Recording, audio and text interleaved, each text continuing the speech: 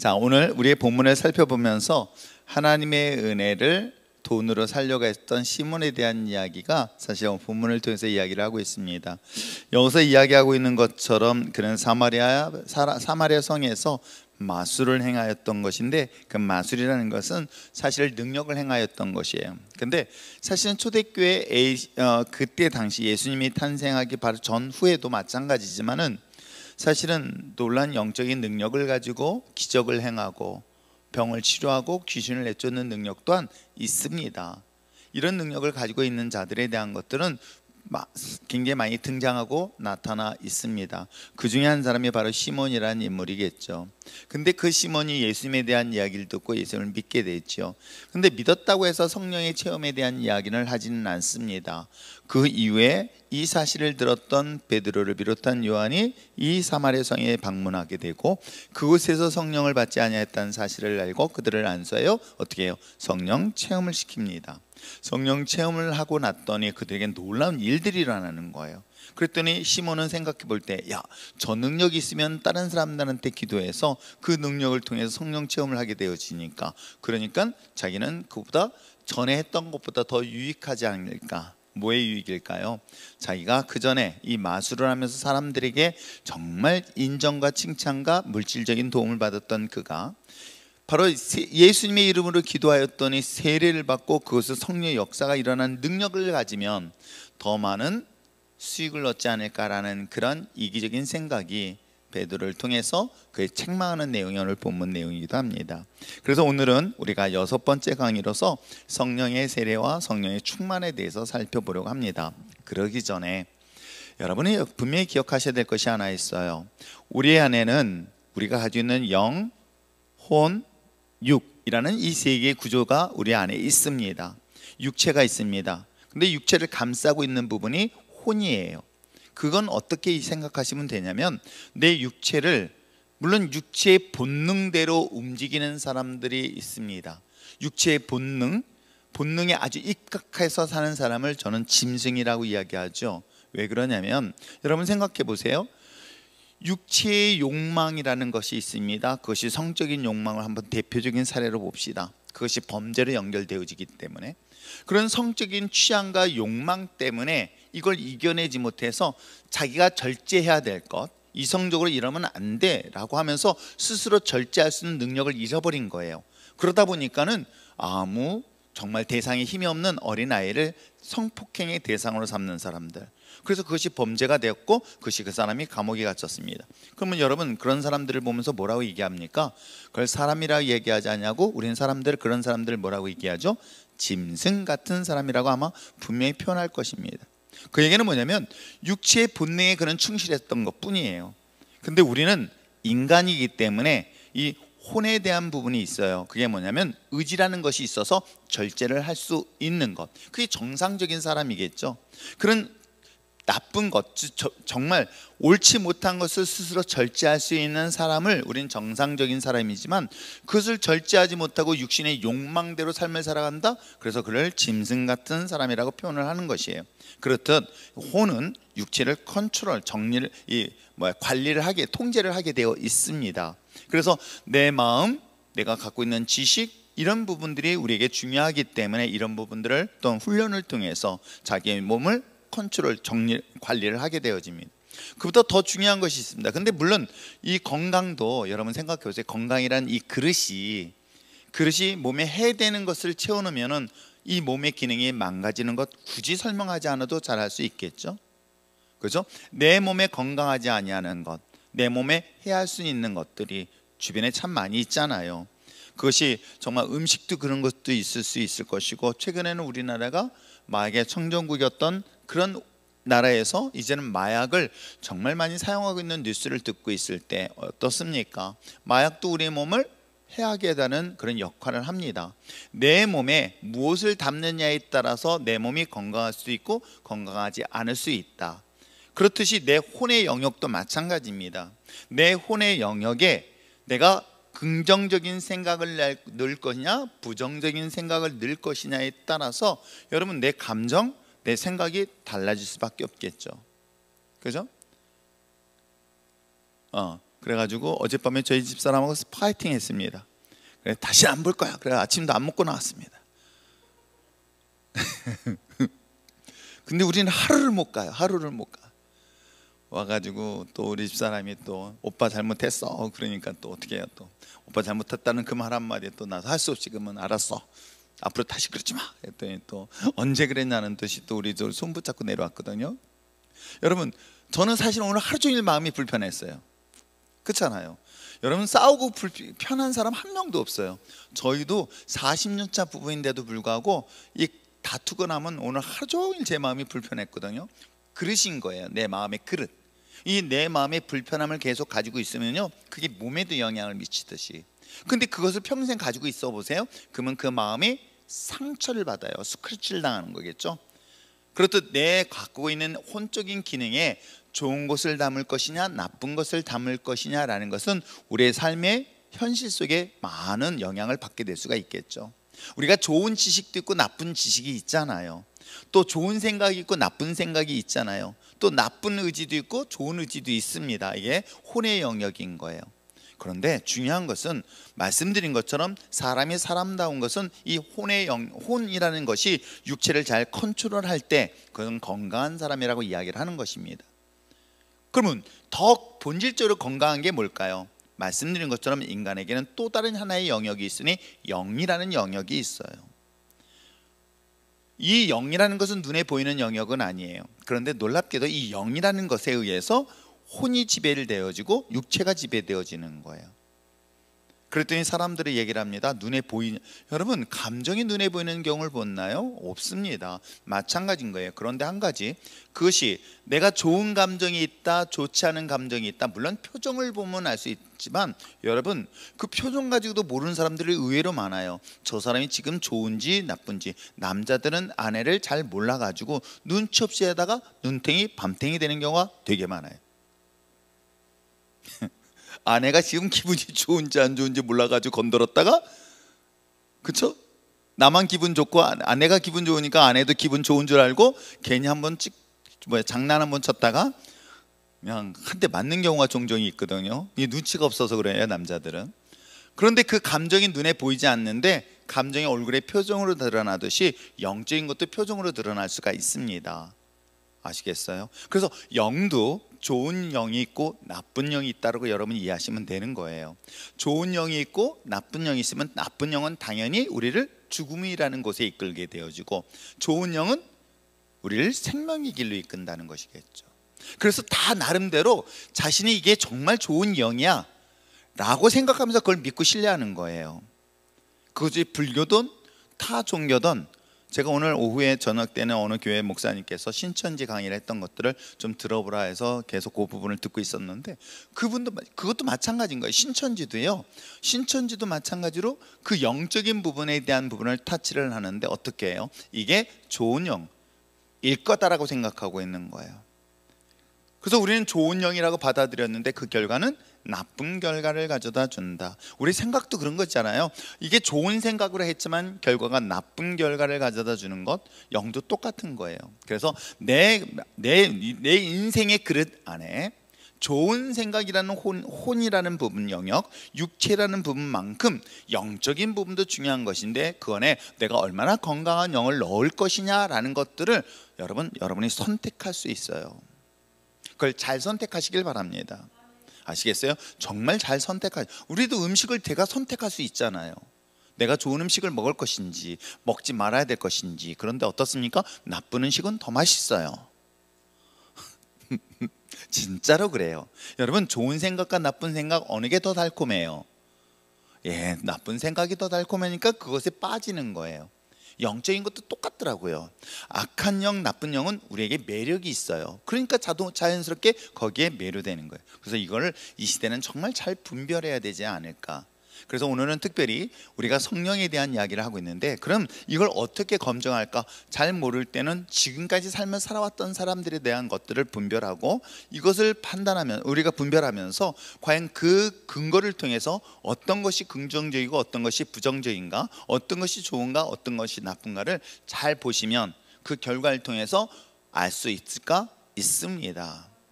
그래서 하나님의 영에 입각한 사람들, 그 결과는 그 뒷장에 나올 것이지만 어떤 하나님이 우리 안에 영으로 거하심으로 인해서 내 삶에 어떤 일들이 일어나는가, 그러기 위해서는 여러분, 제가 말씀드린 것처럼 나쁜 생각은 내가 의지하고 나 상관없이 들어와요. 아세요?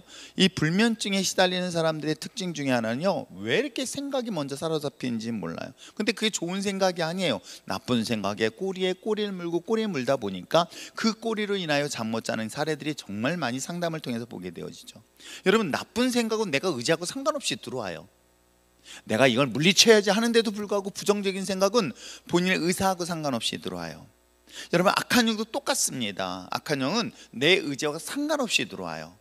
틈만 나면 나의 약한 부분을 통해서 들어옵니다. 그런데 하나님의 영은 인격적인 분이에요. 이해하시겠어요? 그건 여러분들이 인정하시고 그분을 인정하고 존중하며 그분을 환영할 때 그분은 나 안에 들어오세요. 이해하시겠어요? 그건 여러분들이 분명히 아셔야 됩니다. 그렇기 때문에 악한 영과는 싸워야 되고, 하나님의 영을, 그래서 내가 방법은 어떻게 할까? 악한 영과 싸우는 게 나을까? 하나님의 영을 내 안에 모셔드리는 게 나을까? 그렇죠. 악한 영과 싸우면은 우리가 더 그건 힘들어요. 그럴 때는 어떻게 해요? 더 줘. 그래서 어떤 거예요? 어떤 것을 끊으려고 노력하지 말라고 얘기하는 거예요. 나쁜 습관을 끊으려고 노력하지 말고 좋은 습관을 간직해라. 제가 설교 시간에 한번 그 얘기를 했었잖아요. 똑같아요. 나쁜 거 하고 싸우려는데 놀랍게도 나쁜 건 집요해요. 그래서 이거에 에너지를 쏟을 바에는 차라리 하나님의 좋은 영을 내가 인정하고 모실 수 있도록, 그것이 바로 성경을 읽고 그 말씀의 은혜 안의 자리에 자꾸 나오라는 거예요. 아시겠죠? 자, 그런 관점에서 오늘 성령 세례와 충만에 대한 이야기를 살펴보려고 합니다. 특별히 교회 신앙생활하면서 이 부분은 신학적으로 교리적으로 굉장히 많은 갈등도 있고 고민도 있습니다. 근데 일반적인 논을 얘기하는 것이니까 여러분들이 살펴보시면서 참고를 하시면 되겠습니다. 자, 개인이나 교회 성령님의 역사 없이는 생명, 성장 역사가 불가능합니다. 이해하시겠어요? 프린터 없는 분들은 조용히 손을 드시면 저쪽에서 알아서 저기 할 것입니다. 책을 조두하는 갖고 다니는 사람들은 뭔지 모르겠어요. 자, 개인이나 교회 또는 성령의 역사에 있어서는 생명과 성장의 역사, 그러니까 이 생명과 성장의 역사는 불가능하다. 뭐 때문에? 성령의 역사 없이는 불가능하다. 그렇다면 성령 세례란 과연 무엇일까? 성령 세례와 중생의 체험은 어떤 차이점이 있을까? 우리가 참 일반적으로 듣는 얘기들이거든요. 그렇죠?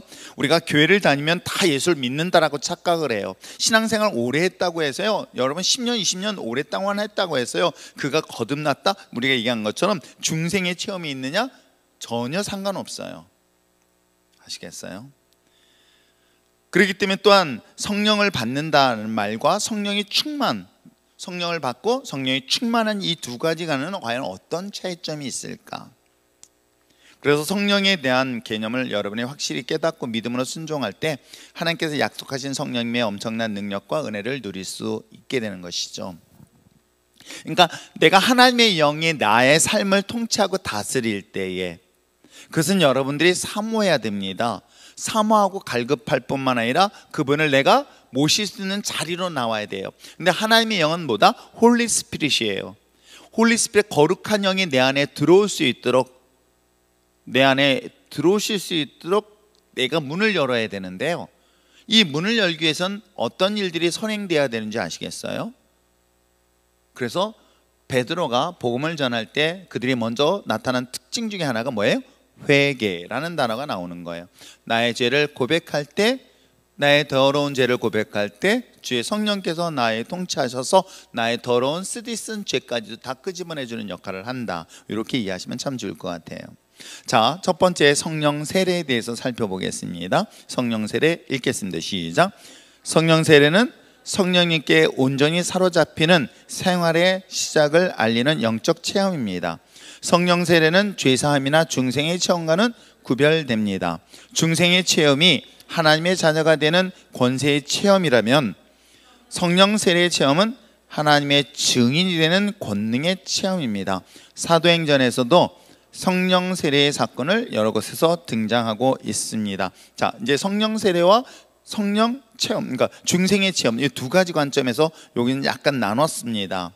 뭐냐면 우리가 이야기하고 있는 것은 중생, 거듭남에 대한 거예요. 근데 여러분, 이 거듭남도 성령으로 역사하지 않으면 거듭날 수 있다 없다? 없다. 그래서 예수님이 말씀하셨죠. 니고데모에게 물과 성령으로 거듭나지 않으면 하나님 나라를 볼 수 없다. 이 성령으로 거듭난다는 것이 바로 중생, born again을 얘기하는 거예요. 다시 태어난다는 거예요.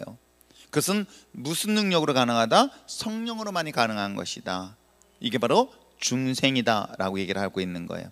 이 중생은 결국 내가 누구가 되는다? 내가 하나님의 자녀라는 인식을 확실하게 갖는 거예요.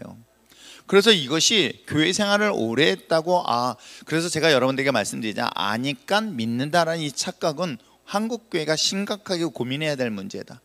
예수님이 날 위해 죽으셨고 내가 하나님의 자녀가 됐습니다라는 사실을 알고 있으니까 믿는다라고 생각하는 거예요. 그런데 여러분, 이 영역은 어디에 해당되냐면 사실은 혼에 해당 영역에 머물러 버려요. 그건 물로 세례를 주는 정도의 영역에 불과할 수도 있어요. 그런데 어떻습니까? 성령으로 거듭나는 것은 이건 근본적인 변화가 일어나는 거예요. 그래서 이전 것은 지나갔으니 보라 새 것이 되었다는 새로운 피조물의 창조 사역은 바로 성령이 강력하게 우리 안에 있음으로 인하여 거듭날 때 일어난 사건이다. 그게 바로 중생의 체험이다.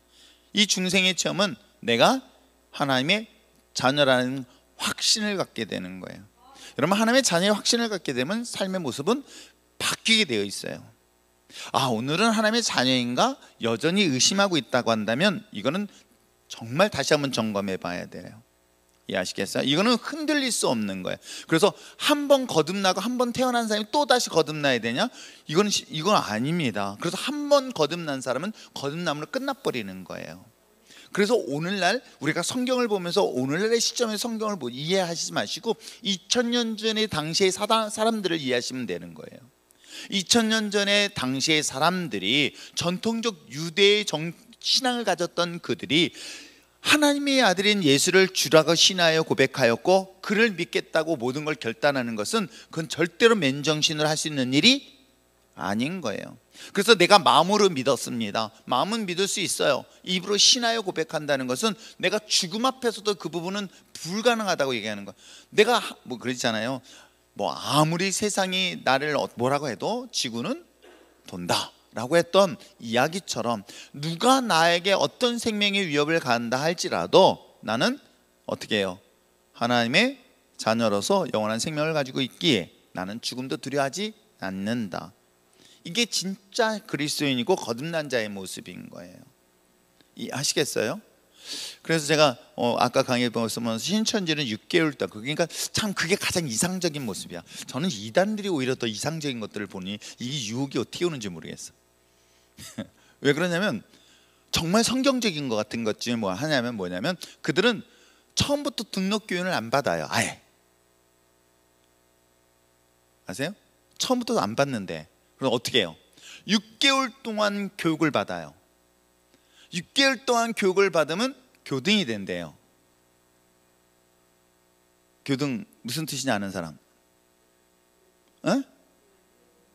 이 사람들이 위험한 소리인데 진짜로 교등이란 뜻을 안다면 이거 심각한 사람이 여기 앞에 있네. 그리고 6개월이 끝나고 나면 끝나는 게 아니에요. 6개월이 끝나고 난 다음에 그들이 궁극적으로 바라보는 이때부터 그들은 교회 공동체에 들어온대요. 근데 여기가 중요한 게 아니에요. 그들은 총등을 들어가야 된대요. 총등의 뜻 아는 사람?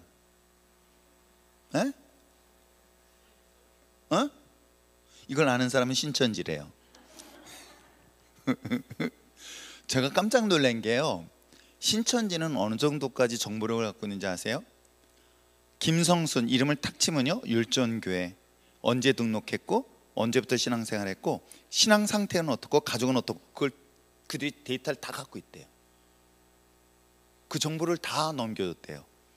그 교회 안에 들어와 가지고 교회의 모든 정보들을 가지고 있어서 타켓을 찾대요.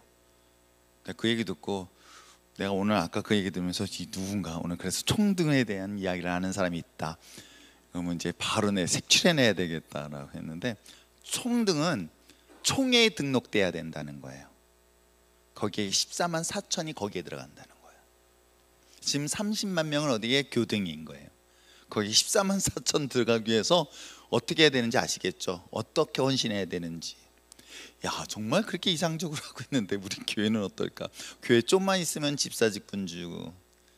소진이도 세례 받았어. 침례 받았구나, 소진이도. 여러분, 그렇듯이 이게 우리가 성령으로 거듭난다는 것은 그냥 교회를 다니고 세례 받고 그 정도 수준은 아니에요. 여기서 이야기하고 있는 것처럼 중생의 체험이라는 것은 거듭남의 체험을 말하는 것인데, 이거는 성령 세례라고 이야기할 수 있는 것. 그러나 성령의 세례라는 것과 동시에 뭐예요? 중생의 체험, 여기서 얘기하고 있는 것처럼 성령의 세례라는 것은 이거는 권능과 관련된 문제다. 증인으로서 나에게 하나님의 자녀로서의 그 권세를 나타낼 수 있는 것을 말하고 있는 것이다 라고 이해하면 되겠습니다. 자, 성령 세례, 그 다음에 우리가 얘기하는 중생의 체험, 죄사함과는 다른 부분이다라고 얘기를 하고 있어요. 자, 그러면 성령 충만한 상태를 한번 읽어볼까요? 읽겠습니다. 시작. 성령 충만이란 성령 세례의 체험과 감동을 지속적으로 유지하며 성령께서 내주하시는 상태를 말합니다. 성령 충만은 단지 방언을 말하거나 귀신을 쫓아내는 영적인 능력 그 이상입니다. 예수님을 믿는다고 하면서 성령님의 통제를 벗어나며 사는 사람들이 많습니다. 그 삶은 자유로워 보여도 실제로는 비극입니다. 성령님의 다스림을 받을 땐 참 기쁜 평안, 위로와 확신을 가운데 살아갈 수 있습니다.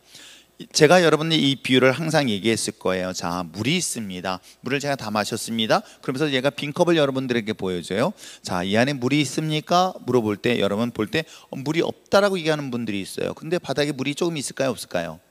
있어요. 제가 물이 많으냐 적냐라고 얘기한 게 아니에요. 물이 있냐 없냐 물어봤을 땐 분명히 금방 물을 마셨다 할지라도 그 안에 조그만 한 방울의 물이 있다. 있어요. 그러니까 성령이라는 것은 내 안에 충만한 상태는 내 안에 그분의 영으로 계속 충만한 상태를 유지하지 않으면은 그분의 영은 내 안에 있으면서도 나와 상관없이 살 수 있는 사람들이 의외로 많이 있다. 그러니까 우리가 신앙생활하면서 우리가 성령의 충만함을 유지하지 않은 상태가 되어지면 어떡한다?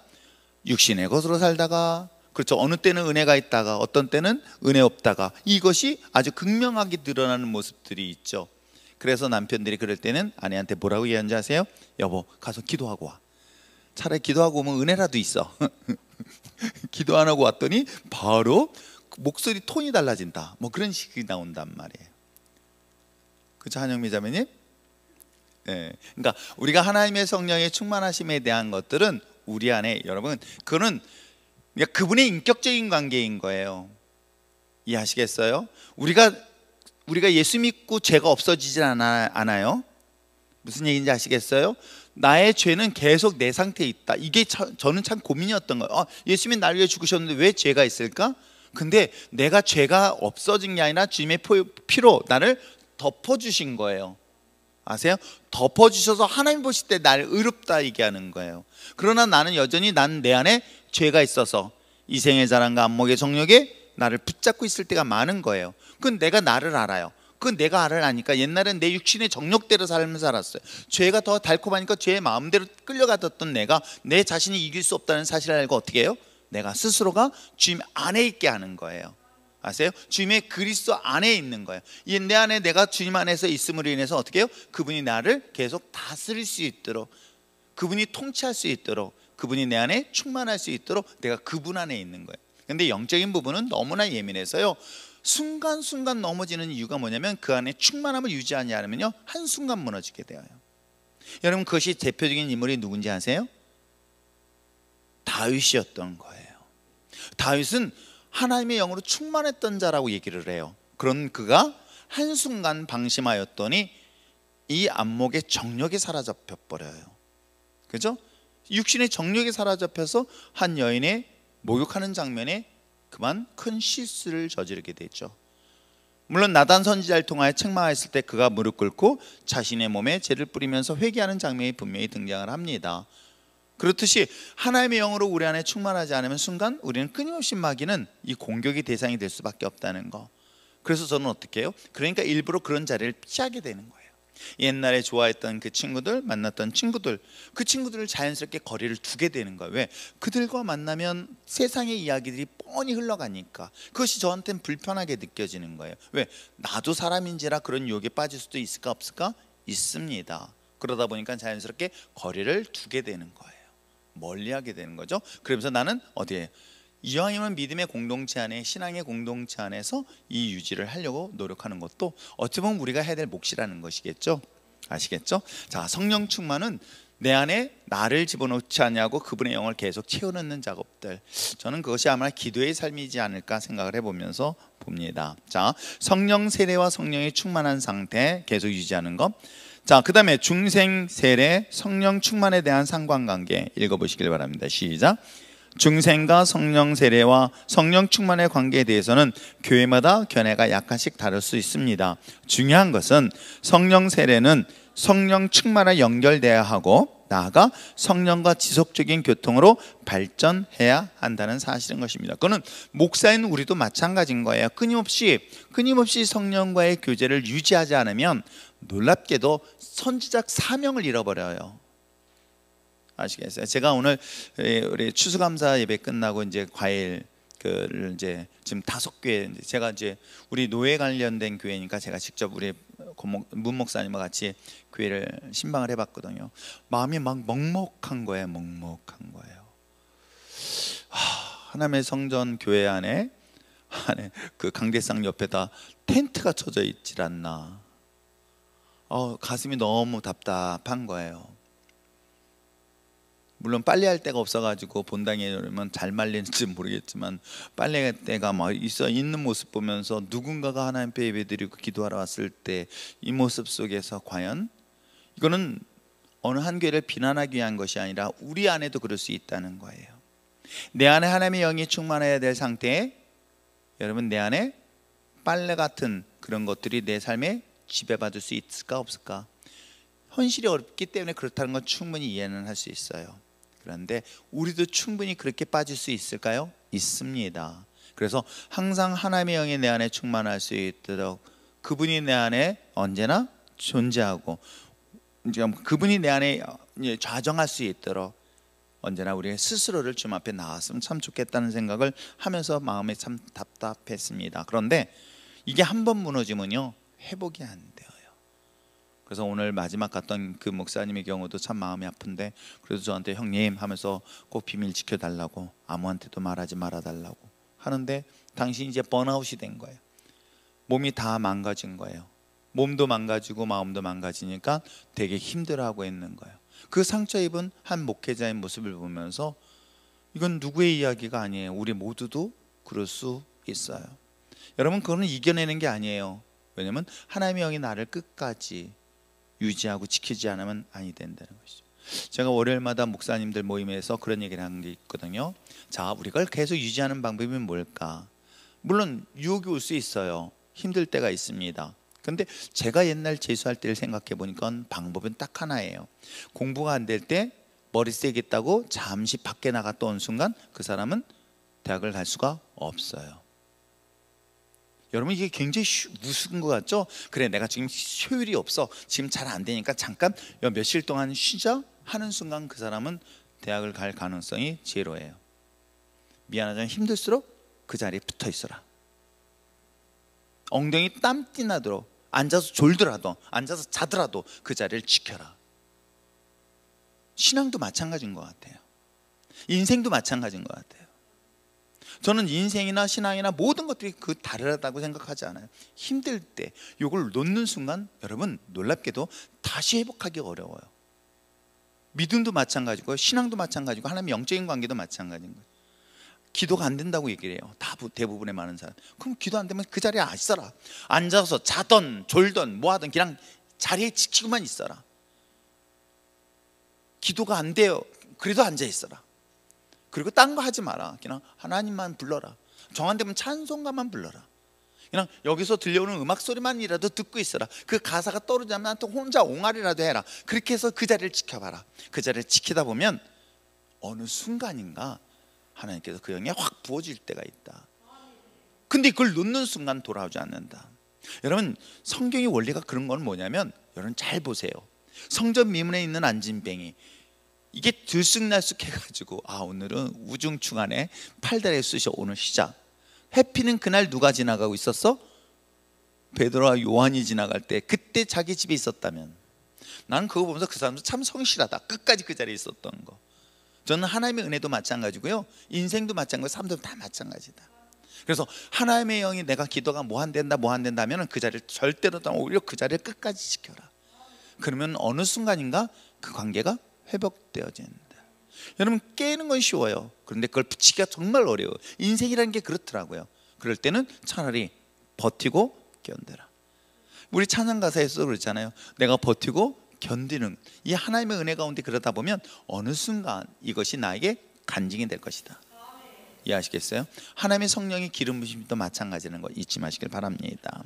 자, 성령 충만한 것에 대해서 그러면 외적인 증거들이 있어야 되잖아요. 저 사람이 성령이 충만한 거 아닌가? 최소한 내가 분별을 해보고 나는 어떤가를 볼 수 있습니다. 자, 성령 충만한 사람은 사실을 감출 수가 없어요. 성령 충만은 그야말로 그 안에 생수가 넘치기 때문에 그렇습니다. 그래서 그것은 무엇으로 드러나면 열정으로 드러나게 돼 있어요. 그러니까 성령이 충만한 사람은 그 안에 열정이 식질 수가 없어요. 아시겠어요? 성령이 충만하면 심장을 뛰게 만들어요. 아세요? 왜? 주신 사명 때문에. 근데 제가 엊그저께 글을 쓰면서 사명과, 그러니까 열정과 노망 차이 뭐 이렇게 썼거든요. 이 열정을 잘못하면 노망으로 할 수가 있거든요. 제가 목회자인 우리 입장에서 이거 정말 조심해야 되겠다. 아세요? 왜? 이 자리를 놓치고 싶지 않아서. 이건 노망이 될 수 있겠구나. 정말 성령이 내 안에 충만해서 언제나 그분의 음성에 미세하게 들릴 수 있다고 한다면 저는 그 열정은 절대 식지 않을 것이다. 그렇다면 내적인 증거의 세 가지를 이야기할 수 있습니다. 첫째는 뭐에 대한 확신이다? 구원에 대한 확신이 있는 거. 이거는 절대로 흔들릴 수가 없어요. 자, 한번 읽겠습니다. 시작. 성령님은 우리를 인쳐주심으로 하나님의 자녀된 사실을 증거하십니다. 그러므로 성령으로 충만할 때 구원에 대한 확신은 더욱 견고하게 가지게 됩니다. 여러분, 구원의 확신을 가지면요, 어떤 경우에서도 흔들림이 없어요. 요동함이 없어요. 그리고 놀라운 것은 그 확신대로 삶을 살아내게 되어 있어요. 여러분, 내가 구원받았으니까 천국 가는 것이 아니라 이 땅에서도 신천지가 가지고 있는 특징 중에 하나가 뭐냐면 신천신지라고 그러더라고요. 신천신지. 한문의 뜻이 원래가 신천신지예요.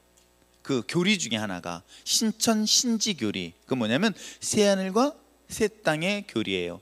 근데 그들은 새하늘과 새 땅이 어디에 있다고 얘기해요? 이 땅에 있대요. 이 땅에. 그리고 이 땅 가운데 어디예요? 대한민국에. 대한민국 가운데 어디예요? 과천에. 그렇게 얘기가 나오는 거래요. 그래서 우리나라가 세계적인, 우리 인구는 적어요. 세계 인구에 비한다면 되게 적고요. 땅도 되게 적어요. 근데 공항은 세계에서 제일 크대요. 이유가 뭘까요? 천국이 우리나라에 있기 때문이라고요. 그렇게 교리가 가르치더라고요. 그래서 야, 훌륭하다 그랬어. 왜? 천국이 여기 있으니까 다 일로 와야 되잖아. 다 와야, 한국에 와야 되잖아. 그래서 공항을 크게 만들었대요. 그래서 내가 훌륭하다 그랬어요. 그 나고야는요, 일본의 공항은요, 거기에 천국이 없는 거예요. 왜요? 공항이 되게 조그매요. 그 원리가 거기에 있었구나는 교리를 그렇게 가리키고 있어요. 여러분, 그렇습니다. 우리가 구원에 대한 확신은 흔들리지 않아요. 그리고 그 구원의 확신을 가진 사람들은요, 삶에서도 그 열매와 그 결과를 드러낼 수 있다. 아시겠어요? 자, 그 다음에 또 하나 있습니다. 내적인 증거, 성령의 충만함은 뭐예요? 뭐와 기쁨과 평안이 있는 거예요. 그래서 어떤 말을 들어도 내 안에 성령이 충만한 사람은요, 불편해하지 않아요. 불편해할 수가 없어요. 아시겠어요? 내 안에. 그래서 여러분들이 혹시 저 사람이 성령이 충만한가 안 충만한가 그걸 테스트해 보려면 어떻게 하면 돼요? 시험해 보는 방법은 뭐예요? 그 사람 화나게 한번 해보세요. 물론 화낼 수 있습니다. 근데 기쁨이 오래가는, 그런데도 기쁨이 계속 되는지 안 되는지 아세요? 평안이 오래 가는지 안 가는지, 이건 정말 점검해 볼 수 있는 것 중에 하나예요. 자, 읽겠습니다. 시작. 하나님의 사랑이 우리 안에 부어질 때 우리는 환난 중에도 즐거워하게 됩니다. 성령께서 주시는 기쁨은 인간적인 기쁨의 경지를 뛰어넘습니다. 그러니까 아내, 남편한테 용돈 받고 기뻐하는 것이 아니라 용돈 안 받아도 아내가 정말 기뻐한다. 이분은 내 안에는 성령이 충만한 상태구나. 네. 우리 안에 바로 점검해 보겠습니다. 여러분, 기쁨이라는 거, 하나님의 영은 정말 내 안에 기쁨이 항상 넘치게 되어 있어요. 자, 그 다음에 또 하나 있습니다. 아까 열정이라고 그랬죠. 바로 열심과 헌신으로 드러나게 되어 있습니다. 한번 읽겠습니다. 시작. 성령님은 우리에게 주님을 따르고자 하는 마음을 부어주십니다. 그 음성에 무릎 꿇을 때마다 우리는 주님을 닮아가게 되고 주님 일에 쓰임받기 위해 기꺼이 헌신하게 됩니다. 근데 여러분, 이 헌신하는 단어를 잘못 오해해서 교회 일만 헌신한다고 생각해요. 그렇지 않습니다. 남편을 위해서 음식을 정성껏 준비하는 것도 예배다 아니다. 예배예요. 아시겠어요? 여러분, 우리가 교회 안에서만 예배가 아니라 내 삶을 통해서도 예배가 되어질 수 있다. 집안의 살림을 맡아서 살림을 잘하는 것도 하나의 예배예요. 내가 직장에서 일을 합니다. 그것도 예배예요. 왜냐하면 이 예배라는 것은 어원이 똑같습니다. 경작하다는 단어와 똑같은 거예요. 일하다와 똑같은 거예요. 근데 우리는 하나님의 자녀로서 이 경작, 일하다와 예배가 다르게 느껴지는 것은 먹고 살기 위해서 일한다고 생각하기 때문에 그런 거예요. 그런데 우리는 소명을 받은 자들이에요. 내가 직업을 갖든 어떤 일을 하든 이것이 하나님의 영광을 위한 것이다 라고 하는 그 자체가 그렇기 때문에 예배가 될 수 있다 없다? 있습니다. 우리는 그 일을 굉장히 부정적으로 생각을 해요. 그렇지 않습니다. 일 자체도 하나님 앞에 드려지는 예배다. 내가 음식을 가지고 준비하면서 그것이 나에게 좋은 달란트예요. 재능이에요. 이게 예배가 될 수 있어요. 아시겠어요? 그러니까 하나님의 자녀는 하나님이 하는 모든 일이 예배가 될 수 있다 없다? 있습니다. 이해하시겠어요? 그렇기 때문에 일이라는 것은 우리가 꼭 목회 주의 일만이 아니라 내게 주어진 그 재능에 따라서 하는 모든 일은 하나님의 영역을 확장시키는 데 쓰임받을 수 있다. 그럼 한번 좀 생각해 보세요. 부정이 제일 많은 어떤 그런 권력의 자리에 그리스도인들이 가서 그 일을 거룩한 자료를 만들어 보세요. 그러면 그것은 생명을 살릴 수 있는 그런 능력의 자리가 될 수 있습니다. 그게 바로 요셉이 바로 앞에서 일어난 일들도 그 중에 하나일 것이고 다니엘이 그 중에 하나일 것입니다. 그렇듯 믿음의 자녀들이 아무리 우상 앞에 절하는 그런 곳일지라도 그곳에서 하나님의 거룩한 영광을 나타낼 수 있다 없다? 있습니다. 아시겠죠? 자, 그렇듯 내적인 증거는 구원의 확신, 기쁨과 평안, 그 다음에 열심과 헌신이라는 것이 주어지게 있어요. 그래서 남이 안 알아줘도 내가 안에 성령이 충만한 사람은요, 누가 알아주든 안 알아주든 그건 중요하지 않아요. 내게 주님의 영으로 충만한 기쁨의 상태가 있기 때문에 일하는 것도 기쁨으로 일할 수 있다 없다? 있다. 그래서 요셉이 왜 성령이 충만하고 그가 왜 하나님이 함께 하였는지 아시겠죠? 한번 잘 생각해 보세요. 여러분이 그런 일을 당했다고 생각해 봐. 형제들한테 미움을 받았죠? 그렇잖아요. 어찌 보면 엮이는 가정에서 자랐잖아요. 자그마치 자기는 아버지 한 사람의 엄마는 4명이나 있는 거잖아요. 근데 자기 엄마는 또 없어요. 일찍 죽었잖아요. 베냐민 낳고 난 다음에 일찍 죽었단 말이에요. 그러면 나머지는 계모 밑에 있는 거란 말이에요. 근데 그 형제들까지 사이가 좋았다 안 좋았다? 안 좋았다. 왜? 아버지가 특별히 자기를 사랑했기 때문에 형제들은 미움을 받았다. 자, 이런 가운데서 갈등과 갈등 속에 살다가 어느 날 형제들한테 미움을 받는 걸로 끝난 게 아니라 어떻게 해요? 죽음의 순간까지 구덩이에 던져졌죠. 죽음의 순간에 얻을 때 얼마나 이를 알겠습니까? 내가 왜? 하면서 원수 같은 마음을 가졌을 거예요. 근데도 불구하고 은혜 가운데 그는 애고로 팔려갑니다. 종이 되었습니다. 얼마나 고통스러울까요? 그런데도 그의 표정의 모습을 잘 보시기 바랍니다. 그거를 표정을 보면서 그의 주인 보디발이 뭐라 그래요? 그는 하나님과 함께하는 자라고 얘기하고 있어요. 여러분, 그 표정 한번 생각해 보세요. 여러분 스스로 거울을 보면서 내 처한 얼굴의 모습에 과연 내 얼굴의 모습은 어떤가 한번 보세요. 하나님이 함께하는 사람과 그렇지 않은 사람의 차이를 여러분 구분해 볼 수 있지 않을까요? 성령이 충만한 사람은 어떤 환경과 상황에서도 기쁘다 기쁘지 않다? 기쁘다. 그럼 얼굴의 표정에서 드러나게 되어 있죠. 그럼 여러분 굉장히 간단해요. 내가 리트머스 시험지를 딱 집어넣었더니 산성의 색깔과 알칼리성의 색깔 드러나듯이 하나님이 내 안에 충만하다 안 충만하다 할 수 있는 것은요, 어떤 상황에서도 미친 사람처럼 기뻐요. 내가 억울한 일 당해도 기뻐요. 아세요? 모욕을 당해도 기뻐요. 저도 모욕당하면요, 옛날 같은. 근데요, 뭐라 그래도 내가 주의 일 하는 데 있어서 어떤 일을 당하더라도요, 그것이 나에게는 불편함을 느끼지 않는다는 것이죠. 그것이 어떻게 나타난다? 표정으로 나타난다. 저는 더군다나 이제 저 인상이, 제가 우리 교회 처음 오신 분들이 항상 하는 말이, 처음 와가지고 이제 조심스럽게 커피 마셔 얘기하면 물어보기를, 혹시 옛날에 운동하셨습니까? 라는 소리를 정말 좀 많이 들었어요. 그때 양창수 목사님은 항상 국률이 여겼어요. 조그맣고 가늘해 보이는데 나는 뚱뚱하고 어깨도 넓어 보이니까 그래서 운동했냐는 소리를 진짜 많이 들었어요. 그 얘기는 무슨 소리인지 아시겠죠? 혹시 깡패였습니까? 소리로 들리더라고요. 그래서 가급적이면 웃기려고 내가 몸빼 바지 입고 다니는 거예요. 아무튼 하나님의 은혜 가운데 내가 충만하면 그 표정에서 드러날 수 있다. 저는 요셉이 그 중에 한 사람이라고 저는 봐요. 그러니까 그가 맡은 일에도 이방인이잖아요. 자신이 믿고 있는 신과 그가 믿고 있는 신의 차이를 볼 수가 있는 거야. 형통하다는 걸 얘기하는데 여러분, 요셉에서 하면 형통하지 않아요. 팔자 진짜 사나워요. 그렇잖아요. 형제들한테 버림받았죠. 억울하게 누명 써서 감옥에 갇혔죠. 언제 죽을지 모르는 사람을 어떻게 형통하다고 얘기할 수 있어요? 그런데도 불구하고 사람들이 그를 형통하다라고 얘기하는 거예요. 그걸 보면서 하나님의 성령에 충만한 사람은 어떤 경우일지라도 그 안에 기쁨이 항상 있다. 어떤 일을 하더라도 항상 기쁘게 일할 수 있다 없다? 있다. 오케이. 이게 내적인 증거예요. 외적인 증거는 어떨 걸까요? 지체 간에 연합과 순종을 합니다. 그러니까 결국은 트러블 메이커냐 아니면 피스메이커 역할을 하느냐는 것은 성령에 충만한 자의 특징인 거예요. 자, 읽겠습니다. 시작. 성령 충만한 사랑으로 발전합니다. 부부간의 관계에서, 부모와 자녀의 관계에서, 직장에서, 삶의 모든 영역에서 온유하고 겸손한 태도가 나타나게 되어 있습니다. 그러므로 여러분, 정말 하나님의 성령에 충만한 관계는 어떻게 드러나냐면 가정에서도 회복이 된다. 내 개인의 삶과 하나님의 관계만 좋아질 뿐만 아니라 내 가정에서도 회복이 드러난다, 안 드러난다. 부부싸움 할 수 있어요. 저는 40년 차인데도 부부싸움을 해요. 그런데도 감사하게 하루를 못 넘긴다. 우리 집사람의 애교로 인해서. 그렇잖아요. 관계가 더 회복되어지는 게 맞아요. 그래서 하나님의 영에 거하는 가정은 그렇듯 깨어지는 가정이 아니라 회복되는 가정이다 하는 것들을 꼭 기억하시길 바랍니다. 또 하나님께서 나타난 외적인 증거는 뭐예요? 다양한 은사가 드러난다. 읽겠습니다. 시작.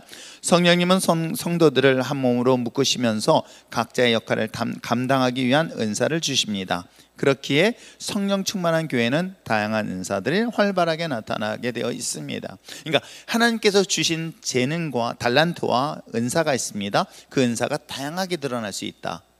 이해하시겠죠? 네. 그 다음에 마지막 어떻게 해요? 증인의 삶을 살게 되어집니다. 읽겠습니다. 시작. 성령 충만한 삶은 곧 그리스도의 증인이 되는 삶입니다. 초대교회는 핍박과 환경 속에서도 담대하게 복음을 전할 능력을 구했을 때 성령으로 충만하게 되었습니다. 그렇습니다. 왜냐하면 놀랍게도 하나님 나를 만나게 하는 사람들이 있거든요. 근데 만나는 사람이 뭐가 필요할까요? 예수가 필요한 사람인 거예요. 근데 내가 만난 예수를 그대로 전하는 거예요. 내가 우리 가정에 큰 어려움이 있었어. 그래서 상담도 받았지만 해결할 방법이 없었어. 나도 못됐지만 남편은 더 못됐어 라고 하면서 했던 가정에 예수님을 믿게 됐어. 근데 내가 변했더니 어느 순간인가 남편이 변하기 시작했어. 남편이 변했더니 어느 순간인가 내 가정은 싸움 대신 기쁨이 넘쳤어. 우리 가정은 다른 거 한 것도 없어. 예수 믿은 것밖에 없어 라고 고백하는 것이죠. 그것이 지난주 주일 저녁에 예배 끝나고 받은 상담이었던 거예요. 오랜만에 이렇게 한잔하신 분이 오셔가지고 얘기를 하길래 이제 예수에 대한 얘기를 한참 하다가 같은 말을 계속 반복하길래 나도 같은 말을 계속 반복했더니 다음에 와서 또 다시 하겠다고 하죠. 언제든지 오시라고. 난 괜찮습니다. 24시간 온다면 언제든 환영한다고. 그 아내가 걱정을 해가지고 나한테 뭐라 해요. 이분이요 한 말 하면 또 하고 한 말 하면 또 합니다. 목사님 어떻게 하실래요? 걱정하지 마세요. 저도 한 말 똑같은 말 계속 할 수 있어요. 다시 원위치 진짜로 그러더라고요. 같은 말 했다가 여기 했는데 또 다시 원위치 해가지고 또 해. 그러면 또 다시 원위치 해가지고 또 이렇게 얘기해. 그건 또 다시 한 열 몇 번을 한 것 같아요. 진짜 많이 했어요. 한 두세 시간 동안 그렇게 얘기했어요. 그랬더니 본인이 이제 자기도 같은 말을 반복하기도 하는 걸 자기가 아니까, 그리고 내가 한 말도 똑같이 반복한 걸 아니까 다음에 와서 또 오게 와서 또 하겠다고 하려 오시라고. 그래가지고 부인 되시는 분한테 그 다음날 걱정하지 말라고 별 얘기는 안 했으니까 그냥 걱정하지 말고 다 충분히 이해한다. 그러니까 남편 그냥 궁리를 여기는 마음이 가졌으면 좋겠다라고 얘기를 해줬어요. 여러분 그렇습니다. 다른 것이 아닙니다. 내가 만난 주님은 내게 억눌렸던 인생의 어두운 삶을 환한 빛으로 이끄십니다. 나는 혼자 있는 것이 좋아. 그러나 사실 그것이 우울증으로 다가왔어요.